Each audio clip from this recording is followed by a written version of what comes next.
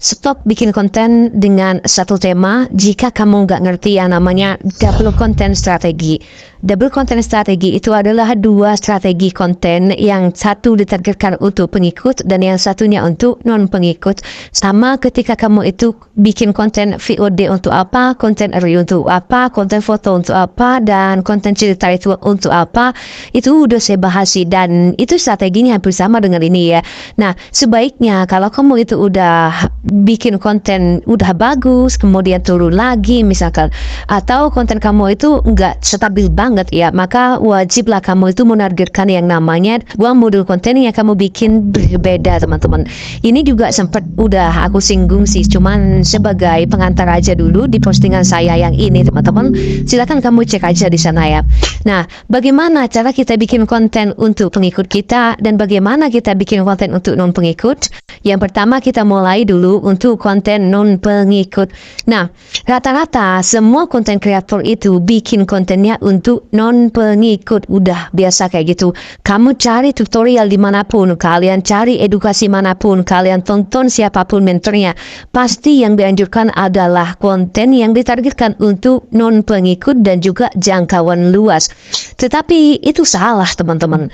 Kenapa saya bilang salah? Karena tidak semua orang yang nonton konten kamu itu adalah non pengikut. Emang kita itu menargetkan non pengikut kita atau bukan follower kita agar follower kita itu bertambah, tapi nggak gitu juga strateginya. Kalau konten untuk non pengikut, maka kamu itu bikinnya menggunakan hook. Udah selesai di situ, titik dulu, teman-teman.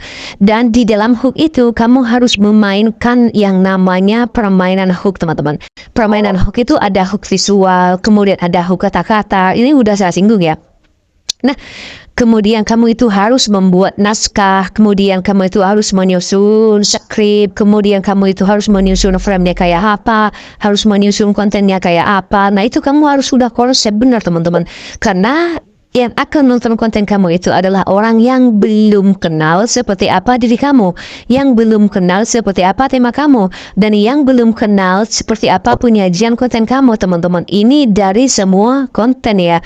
Nah, ini kalau kamu bikin konten non pengikut atau untuk calon followers kamu gitu ya. Beda lagi kalau kamu bikin konten dengan pengikut kamu targetnya. Nah, kalau konten dengan target pengikut kamu gak pakai hook pun mereka bakalan nonton. Kenapa? Karena pengikut kamu itu udah tahu seperti apa kamu, bagaimana kamu, tema konten kamu seperti apa gitu. Kamu gak pakai hook pun gak apa-apa. Bahkan konten kamu itu pun datar sekalipun gak ada apa-apa.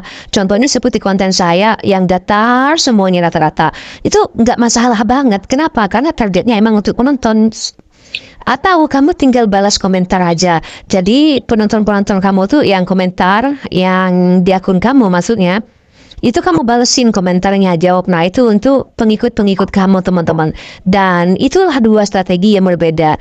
Nah, kapan sebaiknya kita harus menggunakan ini? Sebaiknya itu silakan kalian kombinasikan, teman-teman. Kalau pagi misalkan kamu posting konten untuk pengikut, atau malamnya itu nanti kamu posting untuk non pengikut gitu ya.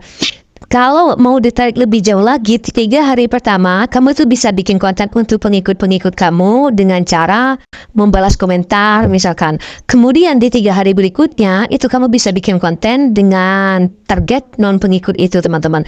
Dan konten untuk non pengikut itu harus lebih powerful ya kamu bikinnya. Harus maksimal mungkin, harus edit mungkin. Dan setiap 3 detik harus ada frame yang kamu ganti. Ada zoom out, ada zoom in, kemudian ada teks yang nempel gitu ya.